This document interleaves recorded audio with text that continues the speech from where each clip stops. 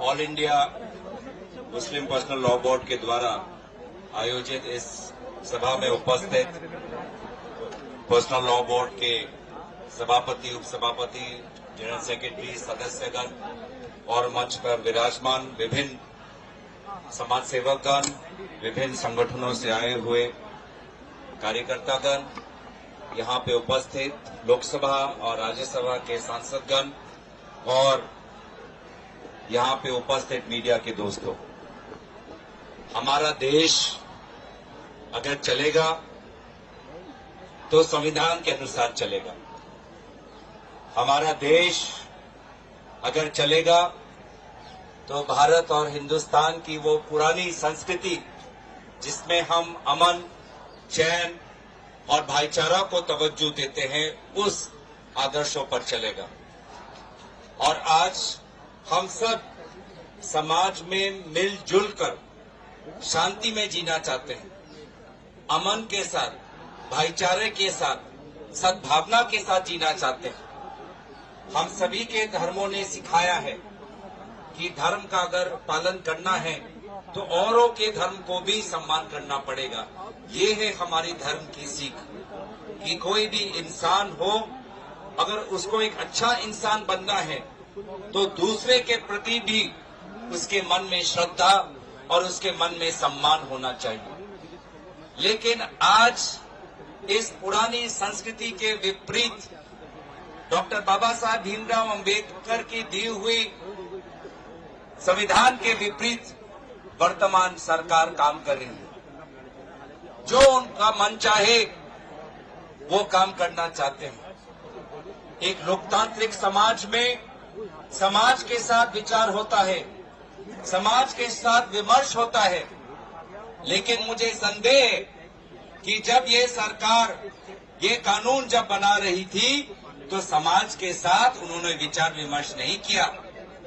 उन्होंने आप लोगों के साथ विचार विमर्श नहीं किया, आप लोगों की राय नहीं मांगी, आप लोगों को शायद बुलाया भी नहीं होगा। हाँ, उसके बाद कमेटी गठन हुई और कमेटी में किस प्रकार से उस कमेटी में तानाशाही हुई वो हम सब ने देखा। उस कमेटी का सदस्य मैं भी था। उस कमेटी के सदस्य आज हमारे साथ हमारे इमरान मसूद जी भी हैं, हमारे ओवैसी साहब भी हैं।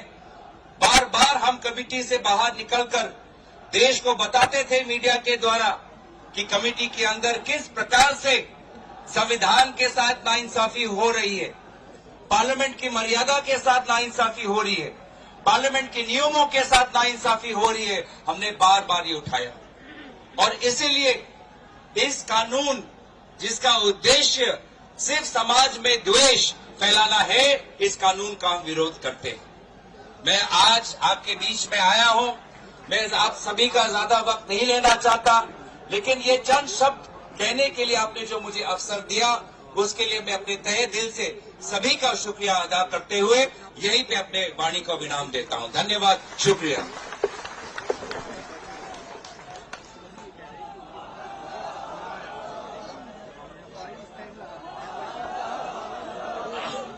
धन्यवाद गगोई सिंह, बहुत बहुत शुक्रिया आपका।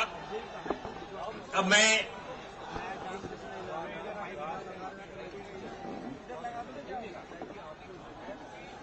हमारे बीच में आज जवाहरलाल नेहरू यूनिवर्सिटी, आप जानते हैं, मेरी बात सुनिए, आप जानते हैं कि जवाहरलाल नेहरू यूनिवर्सिटी वहां पर बड़ी अहम लड़ाइयां लड़ी जाती हैं अवाम की, और आमतौर पे जंतर मंतर उनका एक खास मैदान होता है।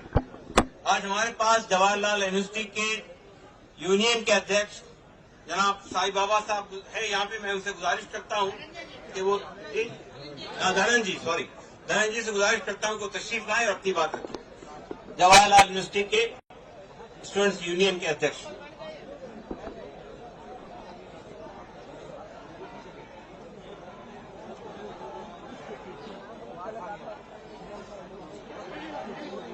बहुत शुक्रिया आप सभी को जो यहाँ पे आए हैं आज जंतर मंतर पर, जितने मेहमान आए हैं, जितने मीडिया के दोस्त आए हैं, आप सभी को मैं जय भीम पेश करता हूँ, मैं सलाम पेश करता हूँ कि आप इस लड़ाई में शामिल हैं और लड़ रहे हैं अपनी लड़ाई। और जेएनयू की तरफ से, जेएनयू छात्र संघ की तरफ से भी मैं सलाम करता हूं कि ऐसे वक्त में कि जब जानिए कि पूरी की पूरी माइनॉरिटीज पे हमला उस तरह से बढ़ा दिया गया है और उसी के साथ साथ वो तमाम लोगों पर हमला कि जो आज के वक्त में बोल रहे हैं, अपनी बात रख रहे हैं, डिसेंट जो अपना जाहिर कर रहे हैं, उसमें हमारा विश्वविद्यालय भी उसी जगह पे आता है कि हर वक्त में जो तानाशाह है, जो सरकार है, उसके सामने झुकने के लिए तैयार नहीं होता है। और जो सवाल है हमारे बीच में कि अमेंडमेंट बिल का और इसके लिए छात्रों के बीच में पहुंचने की भी हमारी जरूरत थी और हमने इसी तरीके से कि छात्रों के बीच में भी ये मामला जाए कि भाई ये जो सरकार है वो किस तरह से चुन चुन कर एक धर्म को देखकर और उसके साथ साथ जो भी बोलने वाले लोग हैं उसको देखकर, उसके साथ साथ जो भी अपने जल जंगल जमीन की लड़ाई लड़ रहे हैं उसको देखकर इन तमाम लोगों को दोहरे दर्जे का बना दिया जाए। हमने देखा है, हमने पढ़ा है कि स्ट्रक्चर कमेटी जब आई थी तो उसने रिकमेंड किया था कि वक्फ को और स्ट्रेंथन किया जाए और मजबूत किया जाए ताकि इस देश में जो मुसलमानों की हालत बनाई गई है सरकारों के द्वारा उसमें ताकत मिले, उनके हक और हुकूक और ज्यादा बढ़े, हक उनको ज्यादा मिले ताकि देश जिस आईन से चलता है, जो बराबरी का हक देता है, वो फॉलो हो पाए। लेकिन ऐसा जो सरकारें ने नहीं किया और जो मौजूदा जो 15 साल की निजाम है उसने पूरी तरह से कोशिश की कि किस तरीके से हम तुम पर हमला करें, किस तरीके से हम तुमको खत्म करें, किस तरीके से हम तुमको मारें ताकि इस देश में एक बहुसंख्यक जो राजनीति है वो मौजूद रह सके और उनकी सत्ता, उनका निजाम चलते रह सके। लेकिन आज जरूरी है कि एकताबद्ध होकर, चाहे छात्र हो, चाहे नौजवान हो, चाहे देश के मुसलमान हो, चाहे आदिवासी हो, चाहे दलित हो, जो भी अपने हक की बात कर रहे हैं उनको एक साथ साना दर साना मिलाकर चलना पड़ेगा, कंधे से कंधा मिलाकर चलना पड़ेगा, हाथ में हाथ डालकर चलना पड़ेगा। ये हमारी जरूरत है। आज कई संख्या में लोग आए हैं और मुझे लगता है कि हिंदुस्तान के हर जिले में, हर राज्य में इस अमेंडमेंट बिल के खिलाफ एक आंदोलन पुरजोर होना चाहिए।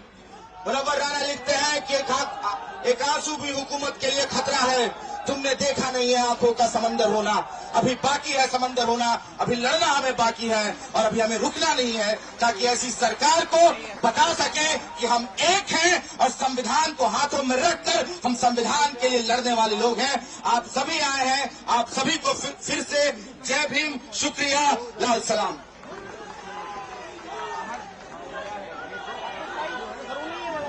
बहुत बहुत शुक्रिया दोस्तों और साथियों। एक नारा मैं लगाता हूं, आप लगाइए। वक्त तरमीमी बिल वापस लो, वापस लो, वापस लो, वापस लो। अब हमारे बीच में तृणमूल कांग्रेस के एक अहम एमपी अबू ताहिर खान साहब हैं, उनसे मैं गुजारिश करता हूं, वो मुर्शिदाबाद जिले से आते हैं। अबू ताहिर खान साहब आएंगे और अपनी बात रखेंगे हमारे।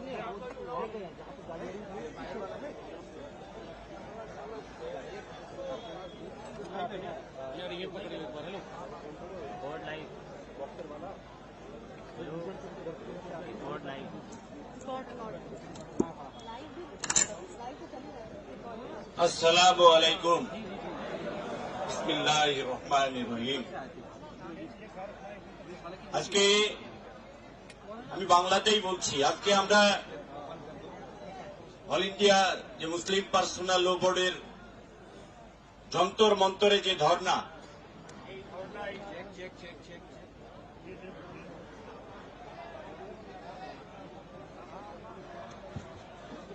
এই ধর্নায় আমরা সকলে সমবেত হয়েছি।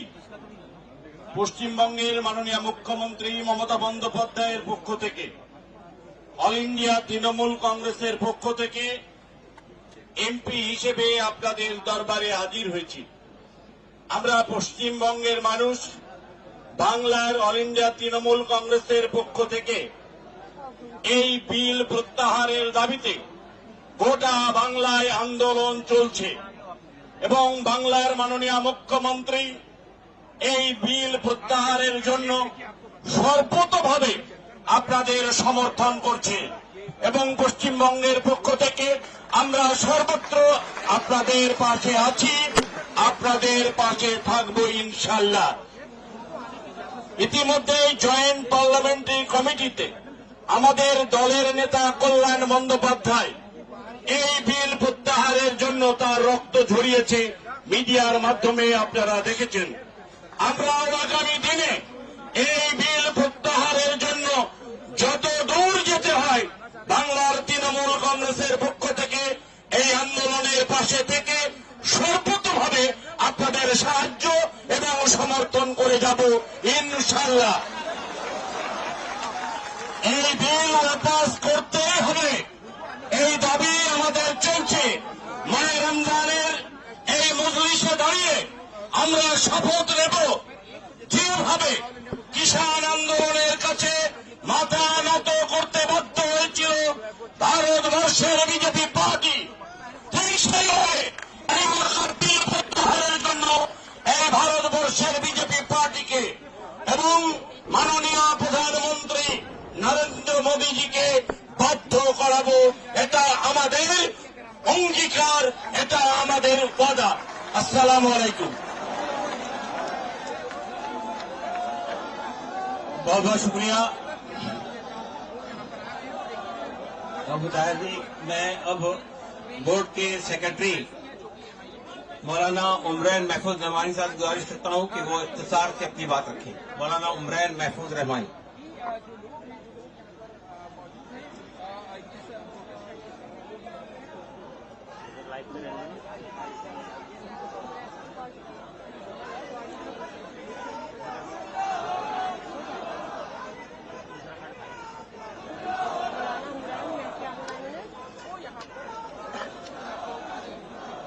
बिस्मिल्लाहिर्रहमानिर्रहीम वबिही नस्तईन वस्सलातु वस्सलामु अला सय्यिदिना मुहम्मद अशरफिल शमसिल हिदायति वल यकीन। सदर मुहतरम हजरत मौलाना खालिद सैफुल्लाह रहमानी साहब, मुहतरम जनरल सेक्रेटरी बोर्ड हजरत मौलाना शाह मोहम्मद फजलुद्दीन मुजद्दिदी साहब, बोर्ड की क़ियादत और तमाम मिली और दीनी जमातों के नुमाइंदगान और आप तमाम हाजिरीन मजलिस।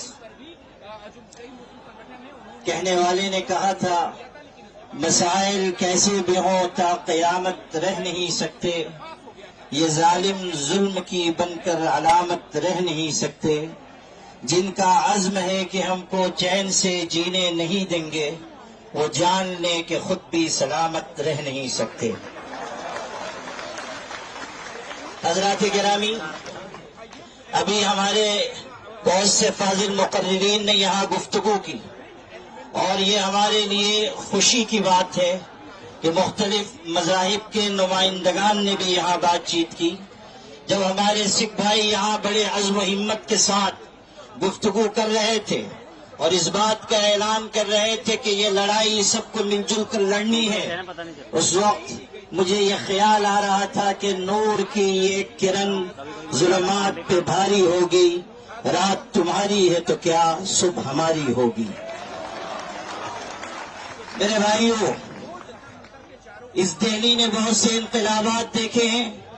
एक वो भी इनकलाब देखा इस दिल्ली ने कि जब अपने हक की लड़ाई के लिए हमारे किसान भाई आए और उन्होंने हुकूमत को अपने आगे झुकने पर मजबूर किया।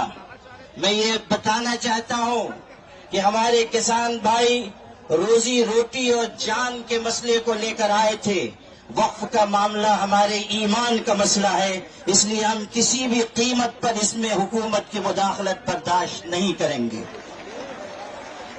मेरे भाइयों, इस मुल्क का जो रुख और रवैया होता चला जा रहा है और मुल्क में बरसरे इक़्तिदार तबका जिस रास्ते पर जा रहा है, उससे मुल्क के बाशिंदों की तशवीश बढ़ती जा रही है। हमेशा याद रखिए, मोहब्बत मुल्कों और खानदानों को जोड़ने वाली चीज है और नफरत मुल्कों और खानदानों को तोड़ने वाली चीज है। नफरत के रास्ते पर जो लोग चल रहे हैं और मुल्क को चलाना चाहते हैं, वो जान लें कि इसमें मुल्क की सालमियत और बका नहीं है। अगर मुल्क बाकी रहेगा तो मोहब्बत के साथ और एक दूसरे की मदद और ताउन के साथ बाकी रहेगा। यही पैगाम all India Muslim personal board का है कि हम सब इस मुल्क में मुत्तहिद होकर मोहब्बतों के साथ जीते रहें। हमें इस बात की, हमारे लिए ये बात निहायत अफसोसनाक है कि ज्वाइंट पार्लिमानी कमेटी ने वो रवैया अपनाया जो दोहरा रवैया कहा जा सकता है, और जेपीसी के चेयरमैन ने जिस तरह का बयान चंद दिन पहले दिया है, उसने ये वाजे कर दिया कि वो अमेंडमेंट बिल में तरमीमात के लिए संजीदा नहीं है, बल्कि वो किसी मखसूस एजेंडे के ऊपर काम कर रहे हैं। हमारी तरफ से ये बात जब कही गई कि हम इस सिलसिले में आगे बढ़ेंगे और एहतजाज हो सकता है, और ये भी मुमकिन है कि शाहीन बाग की तर्ज पर कोई एहतजाज किया जाए, तो कहने वाले एक शख्स ने कहा कि जलियांवाला बाग को नहीं भूलना चाहिए। हम उनको ये याद दिलाना चाहते हैं कि अगर आप जनरल डायर के रास्ते पर चलना चाहते हैं तो सुन लीजिए, आपकी गोलियां कम पड़ जाएंगी, हमारे सीने कम नहीं पड़ेंगे। आप किसको धमकी दे रहे हैं और आप किस कौम को मुखातब कर रहे हैं कि आप ये समझते हैं कि मुसलमानों को खून की नन्ही मुन्नी नदियों से डराकर आप अपने एजेंडे पर चल सकेंगे? सुन लीजिए, हम वो हैं कि खून के बहरे कुल्जुम से गुजर कर भी दास्तान अज़्म व अज़ीमत लिखकर आपको दिखा देंगे।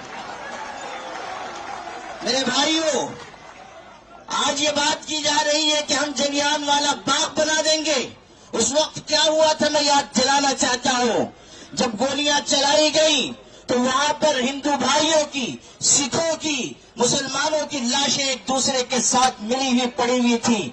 आज भी हम उसी रास्ते पर हैं, और आप अगर अंग्रेज के रास्ते पर जाना चाहते हैं तो सुन लीजिए, अत्याचार करने वाले कभी इस दुनिया में आफियत के साथ जिंदगी नहीं गुजार सकते। अगर आप अंग्रेजों का रास्ता चुनना चाहते हैं तो समझ लीजिए कि आपका अंजाम भी वही होगा जो अंग्रेजों का अंजाम हुआ था। All India Muslim personal board इस मुल्क के मुसलमानों का सबसे मुत्तहिदा और मुश्तरका प्लेटफॉर्म है। अगर वो ये आवाज दे रहा है कि वक्फ तरमीमी बिल को वापस लिया जाए तो हुकूमत को इस बिल को वापस लेना चाहिए।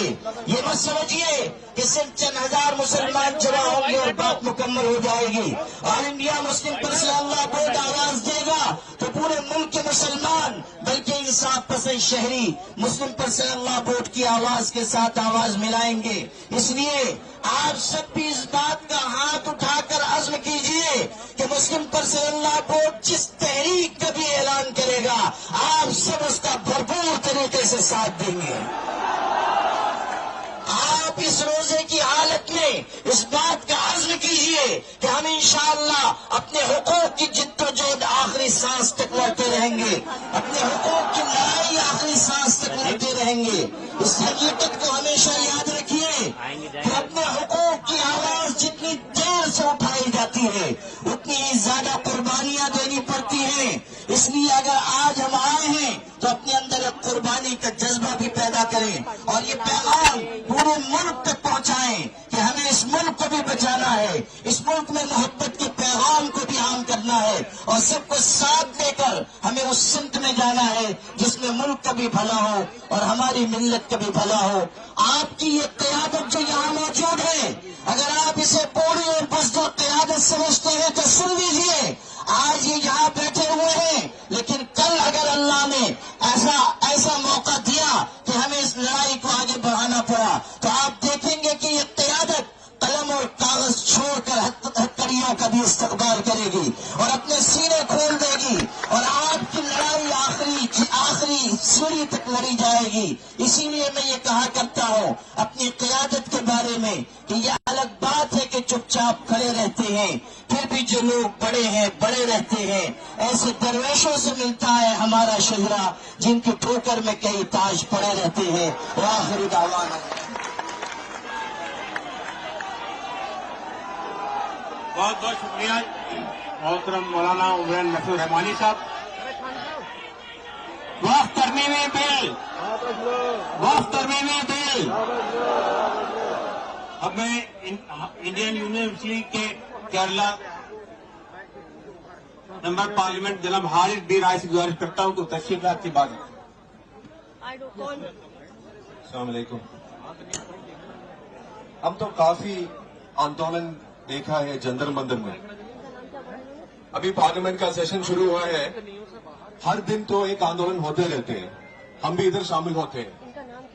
पर पहली बार पूरा जंतर मंतर रोड बंद कर मिलिट्री को भी तो इधर हासिल कर शॉर्ट पे ध्यान दे रहा हूँ। एक आंदोलन उन्होंने अभी तो आज करवाने का तो परमिशन दिया। उसका मतलब क्या है? उसका मतलब ये है जो साउथ ब्लॉक में जो बैठा हुआ वाला सरकार है वो तो हिलना शुरू कर दिया, हिलना शुरू हो गया उसका। अभी ये आंदोलन जारी रखना। बिल के बारे में हमारे को सबको पता है, ये संविधान के विरुद्ध वाला बिल है, ये संविधान के विरुद्ध वाला सरकार भी है। तो एक ही शब्द में बोलता हूं कि जब तक ये बिल वापस करूंगा, पार्लियामेंट के अंदर, पार्लियामेंट के बाहर सड़क भी अगर चाहिए तो अदालत में जाकर हम ये लड़ाई करूंगा, और लड़ाई का अंत यही होगा कि ये बिल वापस ही करना ही पड़ेगा उनको।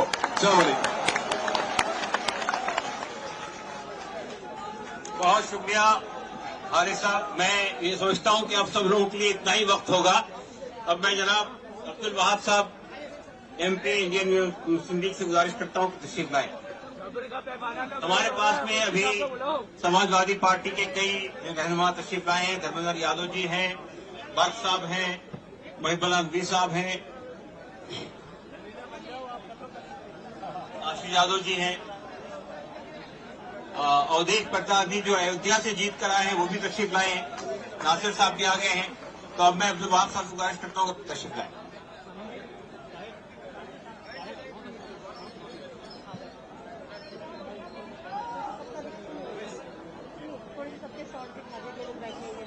Bismillahirrahmanirrahim. Assalamu alaikum all leaders, my friends and colleagues. We are here from the parliament. Session is going on. I was asking the minister, Kiran Rijiju, who is going to bring the bill. Then I was telling him, do you want this in the Ramadan month itself? Today morning we went to Rashtrapati Bhavan for the breakfast. So we told Rashtrapati, Madam, this is a month of holy month of Ramadan. Today you have got the day to have a breakfast for us. That is first time it is happening. I do. She just listened and went. Anyway, we are here. All Kerala is here. Whichever party other than BJP is with you. Indian Union Muslim League we took him. Bashir Saab came this morning. Or Samadani Saab is in the hospital, and Nawaz Khaniyat Saab also.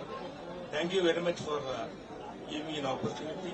I'm not taking much time, and especially our Uwaisi and our sitting here. Thank you very much. Assalamu alaikum. We will win this struggle. Thank you.